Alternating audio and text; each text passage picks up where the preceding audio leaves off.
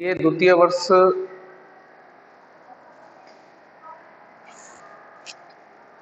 BA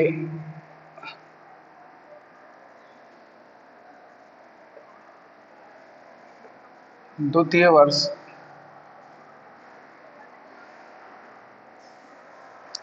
Hindi साहित्य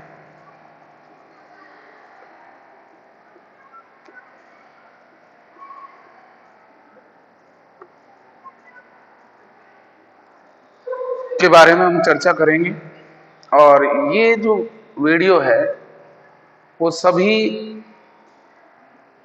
द्वितीय वर्ष की परीक्षाएं दे रहे विद्यार्थियों के लिए बहुत महत्वपूर्ण साबित होगा।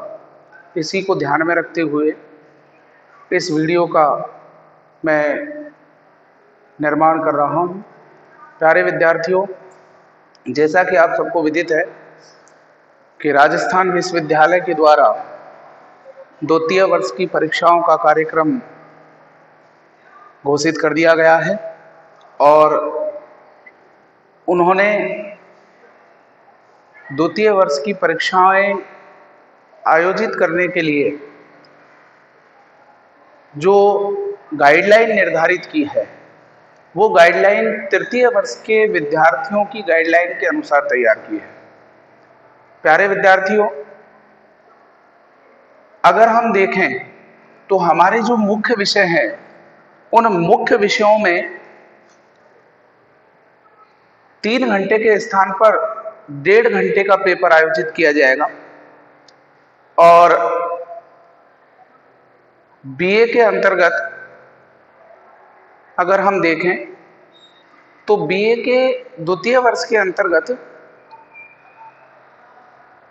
हिंदी साहित्य में 2 पेपर होते हैं, राजनीति विज्ञान में 2 होते हैं, इतिहास में 2 होते हैं, सामाजिक ज्ञान समाज शास्त्र में 2 होते हैं। इसके अलावा अगर हम बात करें ज्योग्राफी में 2 होते हैं। इन सभी दोनों पेपरों को यानी एक विषय के फर्स्ट और सेकंड दोनों पेपरों को एक दिन में जो है विश्वविद्यालय हल कराने का मानस बना चुका है, जैसे तृतीय वर्ष में बनाया था। अब द्वितीय वर्ष के हमारे विद्यार्थी भ्रमित हैं कि पेपर में करना क्या है। आप सब इस बात को निर्धारित कर लें कि पेपर में हमको जो कुल पूर्णांक है उसका 50% हल करना है। अब अगर हम हिंदी साहित्य की बात करें तो द्वितीय वर्ष में हिंदी साहित्य में 2 प्रश्न पत्र होते हैं। जो प्रथम प्रश्न पत्र है हमारा, अगर उसकी चर्चा करें तो प्रथम जो प्रश्न पत्र है, इस प्रथम प्रश्न पत्र का नाम है रीतिकालीन काव्य। रीतिकालीन काव्य। और एक हमारा द्वितीय प्रश्न पत्र है जिसका नाम है द्वितीय प्रश्न पत्र, जिसका नाम है नाटक एवं एकांकी। द्वितीय प्रश्न पत्र का नाम क्या है? नाटक एवं एकांकी। ये 2 प्रश्न पत्र हैं। ये हमारा पहला है और ये हमारा दूसरा है। ये दोनों प्रश्न पत्र हमको एक दिन में हल करने हैं। ऐसे ही राजनीति विज्ञान में होगी अगर परीक्षा तो राजनीति विज्ञान के अंतर्गत भी प्रथम प्रश्न पत्र और द्वितीय प्रश्न पत्र हैं, वो दोनों एक दिन में। यानी समय की अगर बात करें तो दोनों का जो समय निर्धारित है वो समय निर्धारित है 1 घंटा 30 मिनट। 30 मिनट ये समय निर्धारित किया गया है। इधर भी अगर हम देखें तो इसका भी समय 1 घंटा 30 मिनट निर्धारित किया गया है। दोनों के अंदर जो समय सीमा रहेगी वो 1.5 घंटे रहेगी और दोनों पेपरों को एक दिन में हल करना है। अब अगर हम हिंदी के विद्यार्थियों की बात करें तो हिंदी के विद्यार्थियों को अपने मानस में इस बात को बिठा लेना चाहिए कि हिंदी का जो प्रथम प्रश्न पत्र है उसका पूर्णांक है 100 अंक। और द्वितीय प्रश्न पत्र जो है, इस द्वितीय प्रश्न पत्र की अगर हम बात करें तो द्वितीय प्रश्न पत्र का जो पूर्णांक रहेगा, द्वितीय जो प्रश्न पत्र है इसका जो पूर्णांक है वो भी कितना है, 100 अंक। द्वितीय प्रश्न पत्र का पूर्णांक भी क्या है, 100 अंक। राजस्थान विश्वविद्यालय कहता है कि हमको 50% ही हल करना है। तो 50% की अगर हम बात करें तो हल करना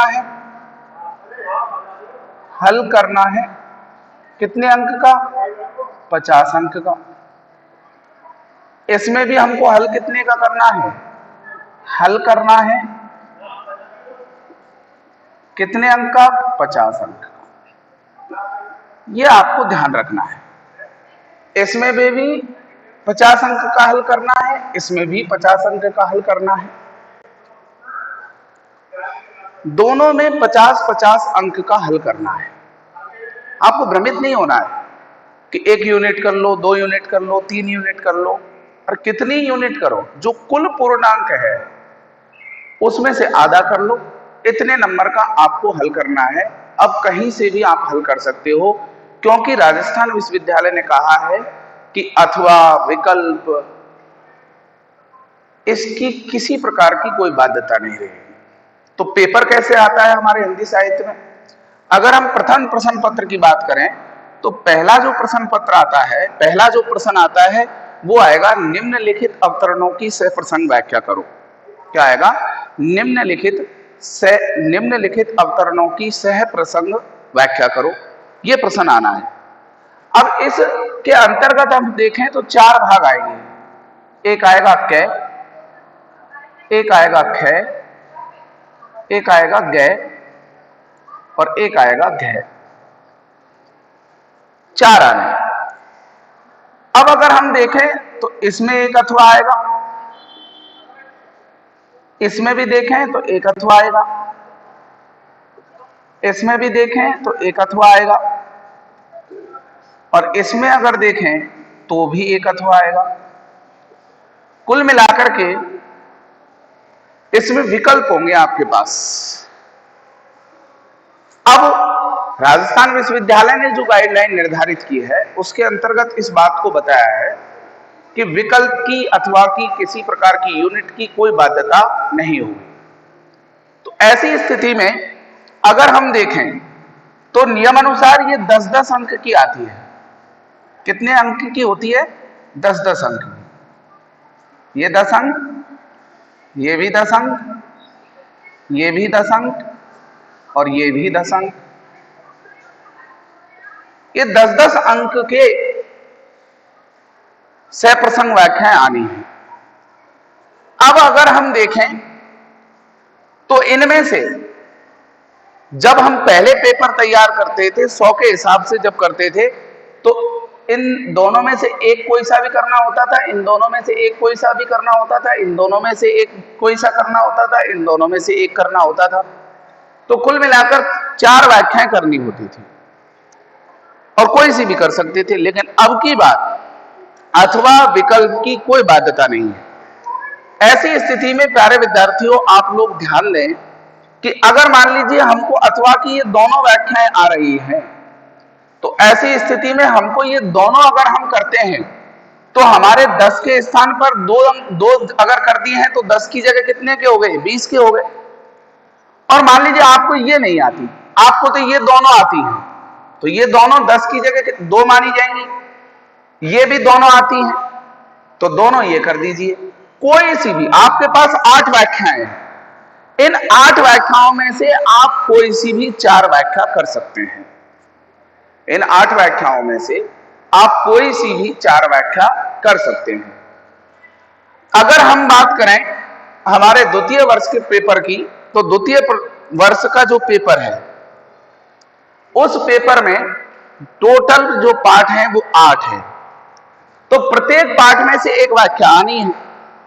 तो अगर हम 4 पाठ की व्याख्या को कंठस्थ कर लेते हैं, 4 पाठों को कर लीजिए कोई से भी, तो 4 व्याख्याएं हम कर सकते हैं। अगर आपको प्रारंभ के 4 अच्छे लगते हैं तो प्रारंभ के 4 पाठों की व्याख्या याद कर लीजिए। अगर अंतिम लगते हैं तो अंतिम कर लीजिए, भ्रमित नहीं होना है। अब मान लीजिए आप में से किसी विद्यार्थी के द्वारा इन 8 व्याख्याओं में से कोई सी भी कितनी कर दी गई है? 4 कर दी गई है। कोई सी भी कितनी कर दी गई है? 4। 8 व्याख्याओं में से कोई सी भी कितनी कर दी गई है? 4। 4 से ज्यादा नहीं करोगे, कितनी करोगे? अधिकतम 4। तो 4 व्याख्याएं कितने अंक की हो गई? 40 की। अब 40 अंक की अगर आपने व्याख्या कर दी तो आपको 10 अंक का और हल करना है। अब 10 अंक का हल करने के लिए आपके पास में जो दूसरा प्रश्न है, तीसरा प्रश्न है, चौथा प्रश्न है और 5वां प्रश्न है। आपके पास कितने प्रश्न और हैं? दूसरा, तीसरा, चौथा और 5वां, ये प्रश्न और हैं। इनमें भी ये अथवा में 2, ये भी 2 आएंगे, ये भी 2 आएंगे। ये टिप्पणी वाला होगा। ये क्या होगा? टिप्पणी लिखिए। एक प्रश्न ये होगा निम्न में से किसी 2 पर, ठीक है? तो ये टिप्पणी वाला प्रश्न होगा। ये कैसा प्रश्न होगा? टिप्पणी वाला। ये टिप्पणी वाला प्रश्न होगा। अब आपको 10 अंक का करना है, तो ये भी अथवा में है, ये भी अथवा में है, ये भी अथवा में है, ठीक है? अब इनमें से 2 प्रश्न ये हो गए, 2 ये हो गए, 2 ये हो गए, 6 तो आपके पास प्रश्न है और 3 टिप्पणियों में से 2 करनी होती है तो कोई सी भी थी। तो कुल मिलाकर के आपको 10 का करना है। अगर मान लीजिए इन 6 प्रश्नों में से अपन को कोई प्रश्न हल करना है तो एक प्रश्न हल कर दीजिए। एक प्रश्न क्या कर दीजिए? हल कर दीजिए, कंप्लीट हो जाएगा। कितने का हो गया? फिर एक प्रश्न करेंगे तो 15 अंक का हो रहा है, तो टोटल कितने का हो गया? 55 अंक का हो गया। और हमको करना कितने का है? 50 का।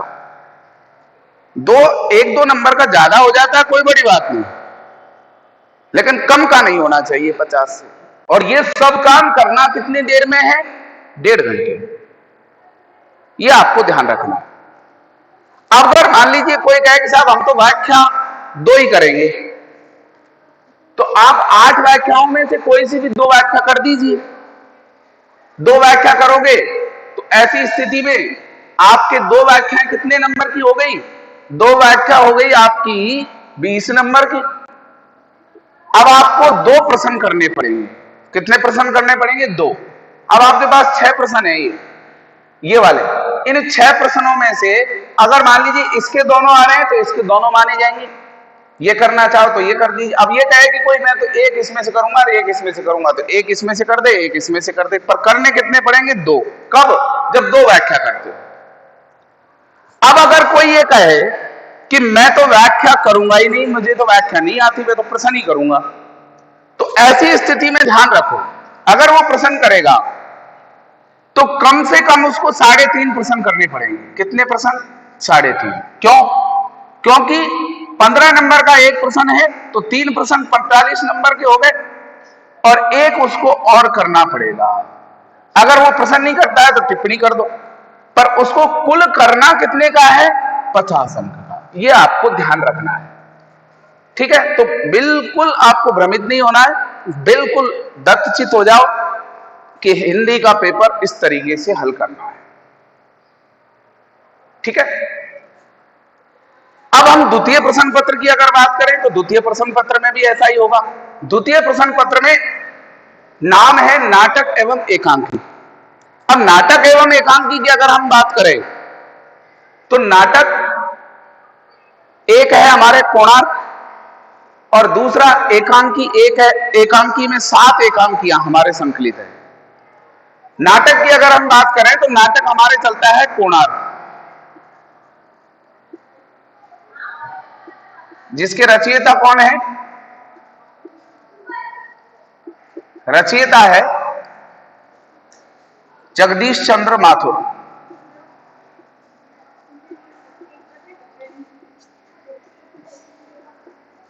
जगदीश चंद्र माथुर, ये हमारा रचयिता हो गया। और एकांकी में 7 राइटर हैं। एकांकी में कितने राइटर हैं? 7 एकांकियां हैं, उत्सर्ग से लेकर के और हरी घास पर घंटे भर तक 7 एकांकियां हैं। इसमें आपको ध्यान रखना है कि कोणार्क नाटक से 2 व्याख्याएं आती है हमारे पाठ्यक्रम में। पेपर किस तरीके से आएगा? पहला प्रश्न वही होगा, निम्नलिखित पद्य अवतरणों की निम्नलिखित अवतरणों की सप्रसंग व्याख्या कीजिए। निम्नलिखित अवतरणों की सप्रसंग व्याख्या कीजिए, इसी तरीके से प्रश्न आना है। तो इसमें 4 भाग होंगे, वही क, ख, ग और घ। इसमें भी वही अथवा सहित टोटल कितनी व्याख्या हो गई आपके पास? 8। ये अथवा आएगा, इसमें भी अथवा आएगा, इसमें भी अथवा आएगा, इसमें भी अथवा आएगा। तो टोटल कितनी हो गई आपके पास? आपके पास टोटल 8 व्याख्याएं हो गई। कितनी? 8। अब इन 8 व्याख्याओं की अगर हम बात करें तो ये 4 व्याख्याएं तो आएंगी कोणार्क से, और ये जो 4 व्याख्याएं आएंगी ये आएंगी एकांकी से। अब अगर मान लीजिए आप एक ही रचना को पढ़ लेते हैं, मान लीजिए आपने कोणार्क पढ़ लिया अच्छी तरह से, तो कोणार्क की 4 व्याख्या करके आ जाइए। अधिकतम 4 कर सकते हैं 8 में से, कोई सी भी कर सकते हैं। अगर शुरू की 4 आ रही है तो शुरू की 4 कर दो, लास्ट की 4 आ रही है तो लास्ट की 4 कर दो। अगर मान लीजिए 2 यहां से आ रही है, 2 यहां से आ रही है तो यहां से कर दो, और सब में से 1-1 आ रही है तो 1-1 कर दो। करनी कितनी है? 4। यह आपको ध्यान रखना है। अब इसमें आपको ये बहुत अच्छी चीज है कि अगर आप कोणार्क को ही तैयार कर लेते हैं तो कोणार्क से ही आपका पूरा प्रश्न पत्र हल हो जाएगा। अगर एकांकी को तैयार कर लेते हैं तो एकांकी से कंप्लीट हो जाएगा। ठीक है, ये चीज आपको ध्यान रखनी है। अब इसमें अगर 4 व्याख्या किसी ने की है तो वही 40 अंक की हो गई है। अब आपको क्या करना पड़ेगा? एक प्रश्न हल करना पड़ेगा। अब प्रश्नों के विकल्प अगर आपके पास में देखें तो दूसरे में 2 आएंगे, तीसरे में 2, चौथे में 2। ठीक है, एक प्रश्न टिप्पणी परक होगा यहां पर।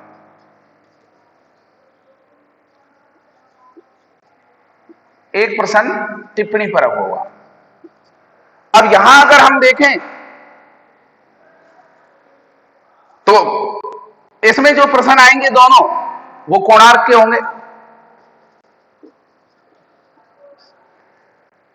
इसमें जो प्रश्न आएंगे एक कोणार्क का होगा, एक एकांकी का होगा।